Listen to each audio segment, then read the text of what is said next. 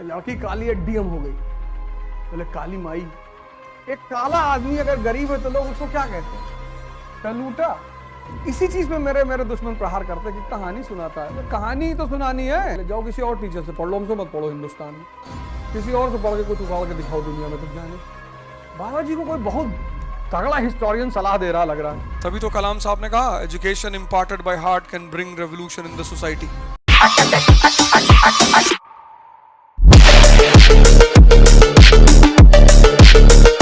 Kidney बेच के shooter थोड़ी रखोगे। 10 तो भट्ठा चल रहा है, 50 शराब के ठेके हैं, खनन तुम्हारे हाथ में है, रेलवे का टेंडर है दिल्ली से लेकर तेलंगाना तक, अब महीने की इनकम है 200 करोड़। तभी तो पीछे चलेंगी 700 गाड़ियां फॉर्च्यूनर, एक कलर की और एक नंबर। उसके अलावा अगर कोशिश की है तो किडनी चली जाएगी। एक काला आदमी अगर गरीब है तो लोग उसको क्या कहते हैं? कलूटा। अगर काला आदमी अमीर है तो कहते हैं कृष्ण। अगर घर में कोई मजदूर काला आता हो तो उसको कलुटवा आवत। और अगर सांसद काला आ गया तो कहे भगवान आप कृष्ण, आप आए मतलब कृष्ण है। तुम काहे समाज की चिंता करते हो? क्यों तुम समाज की चिंता करते हो यार? अब तुम्हें डिसाइड बंद करना है कि लोग तुमको कलूटा कहेंगे या कृष्ण कहेंगे, तुम्हारे हाथ में है। लड़की काली डीएम हो गई। बोले काली माई। पहले तो कहेंगे नहीं, हालांकि काली माई भी भगवान ही। और जो दूसरे बर्तन जो घरों में मांजती है, अगर वो बेचारी काली तो आएगी कलूटिया। ये सब तुम लोग के सामने नहीं घटता, तुम गौर नहीं करते। घटता तो तुम्हारे सामने भी है, तुम गौर नहीं करते। तुम मूर्छित हो, सर्दी में क्रीम लगाए जा रहे हो।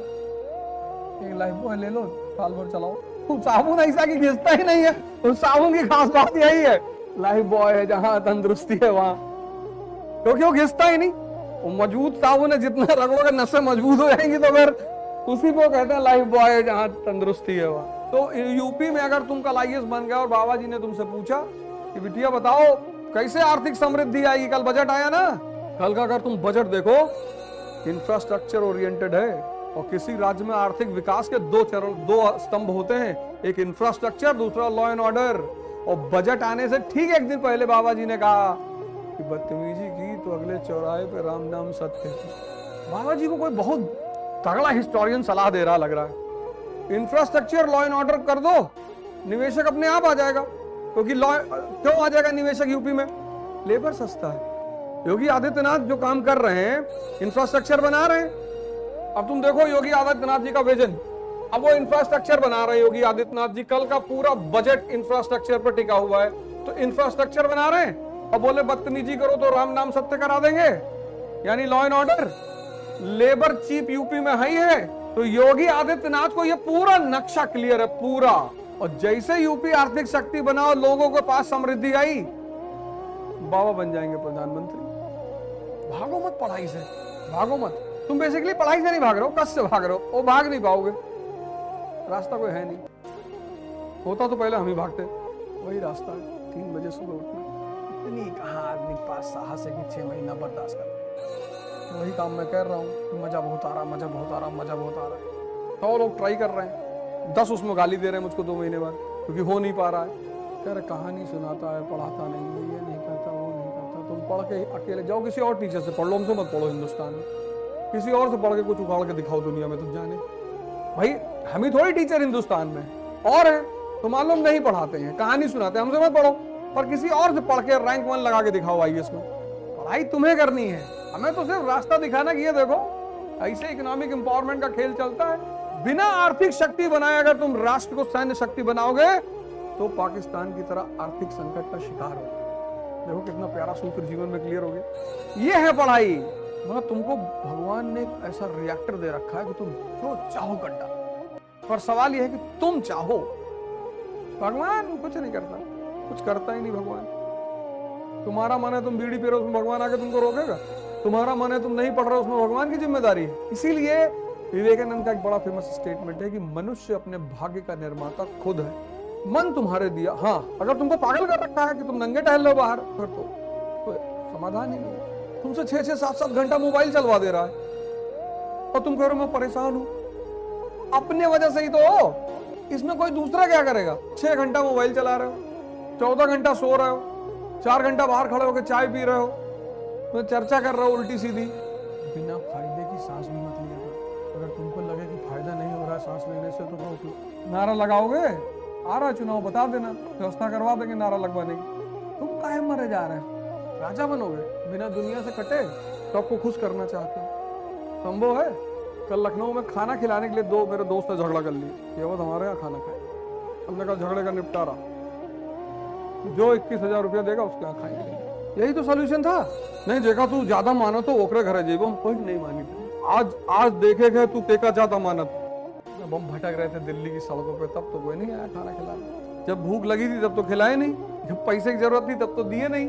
रावण है, बदतमीजी मत करो, उल्टे सीधे सिद्धांत मत बताओ।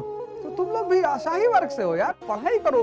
देखो पढ़ाई का कितना गहरा संबंध है समझ विकसित करने में। इसी चीज में मेरे दुश्मन प्रहार करते हैं कि कहानी सुनाता है। कहानी ही तो सुनानी है, समझ ही तो विकसित करनी है। देखो पढ़ने के साथ साथ कितना बड़ा सूत्र क्लियर हो गया कि किसी को भी शक्ति बनना है, चाहे व्यक्ति को, चाहे आज यहूदियों को देखो आर्थिक शक्ति है तभी तो सामाजिक शक्ति है।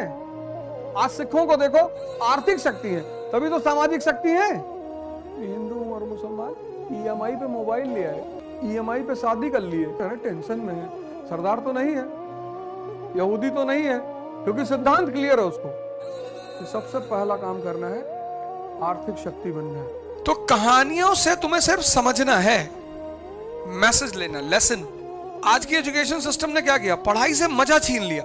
वो जो एजुकेशन का मजा है वो उसने छीन लिया। तुम दूध पी रहे हो, प्रोटीन बढ़ रहा है, तो तुम जो काम कर रहे हो तुम्हें पता चल रहा है कि यार इससे ये चीज बढ़ रही है। एजुकेशन तो तुम्हारे लिए एजुकेशन बोरियत हो गई कि यार मेरे किस काम की है पढ़ाई? तुम्हारे सारे काम की पढ़ाई है। अभी चूंकि तुम्हारे अंदर डेवलपमेंट नहीं हो रहा है तो तुम अंदर से परेशान हो। मतलब तुमको ये नहीं लग रहा है कि पढ़ाई कीमती है। ये जो तुम मजबूरी में पढ़ रहे हो इसीलिए पढ़ाई तुम्हारे लिए स्ट्रेस बन गई है। टीचरों ने क्या किया? पढ़ाने को पेन ले लिया है। मस्त नहीं रहते क्लास में, कोई मजाक नहीं पढ़ोगे तो बर्बाद हो जाओगे। फालतू की बातें, पढ़ेंगे तो बर्बाद हो जाएंगे गुरुजी। कितना पढ़े? कितना सीरियस हो गया टीचर यहाँ का, बच्चों को मार रहा है, डरा रहा है बच्चों को। बच्चे स्कूल जाते वक्त डर रहे हैं। हर कहानी के पीछे एक मैसेज है, तो जो समझदार दिमाग है वो मैसेज को पकड़ते हैं और वो मैसेज उनके लिए सीख बन जाती है। जैसे जो राम की पूजा करते हैं, भारत के लोगों को तो बहुत महान होना चाहिए क्योंकि भारत के लोग श्री राम की पूजा करते हैं। श्री राम का मतलब त्याग और तपस्या। पर है किसी के अंदर? जितने लोग डॉक्टर अंबेडकर को इतना प्यार करते हो, 1% भी उनका जैसा बनने की कोशिश करते हैं? तो जो समझदार लोग हैं ना, वो कहानी के पीछे जो मैसेज है उसको समझ जाते हैं। उस मैसेज का जीवन में बड़ा इस्तेमाल है। जैसे मैंने जब फोटोसिंथेसिस पढ़ा तो मुझे पता चला कि यार चंद्रमा क्यों मामा कहा जाता है। रोशनी तो है लेकिन उसकी रोशनी में एनर्जी नहीं है। तो मुझे पता चला कि नहीं दोस्त, तुमको भी फोटोसिंथेसिस ही करना है तो तुम भगवान बने रहोगे। जिसको नहीं दे पाओगे वो गाली देगा, बुराई करेगा। आप जिनके इंटरेस्ट में नहीं है वही तो आपकी बुराई करते हैं। आप जिनके इंटरेस्ट में है वो तो आपको भगवान मानते हैं। तो यहाँ ना तो कोई आपका दुश्मन है ना कोई दोस्त है। आप जिसका इंटरेस्ट पूरा कर रहे हैं वो आपको भगवान मान रहा है, जिसका इंटरेस्ट नहीं पूरा कर रहे हैं वो आपसे नफरत कर रहा है। तो जो भगवान मान रहा है उससे खुश होने की जरूरत नहीं है, क्योंकि जिस दिन इंटरेस्ट तोड़ दोगे वो भी भगवान नहीं मानेगा। और जो आज तुम्हें दुश्मन मान रहा है, कल तुम उसका इंटरेस्ट पूरा करोगे वो तुम्हें भगवान मानने लगेगा। तभी तो एरिस्टोक्रेसी कहती है there are no permanent friends, no permanent enemies, only permanent. तो तुमको पढ़ाई को, वो जो पढ़ाई का एसेंस है उसको फिर से पैदा करना पड़ेगा। तभी तो कलाम साहब ने कहा education imparted by heart can bring revolution in the society. Banking पढ़ो, बैंकिंग से तुम्हें पता चलेगा पैसा रोटेट कैसे होता है, सेविंग अकाउंट क्या है, करंट अकाउंट क्या है, डीमैट अकाउंट क्या है। खुद से स्मॉल सिप से पैसा कमाने लगोगे। SIPs, mutual funds, share market. पर इंडिया की जो पढ़ाई का वो है अप्रोच, उसमें पढ़ाई सिर्फ नौकरी के लिए है। जो लड़के मेरे नाम पे YouTube चलाते हैं उनका 3-3, 4-4 मिलियन सब्सक्राइबर है। जो मेरे नाम पे YouTube चलाते हैं 4 मिलियन सब्सक्राइबर, 5 मिलियन। इंस्टाग्राम उनका इतना है, मेरे इंस्टाग्राम चैनल है, मुझे पता ही नहीं कौन चला रहा है। लोगों ने मुझे फोन किया, तुम्हारा पेज हैक हो गया। मैंने कहा बनाया ही नहीं, कहां से होगा।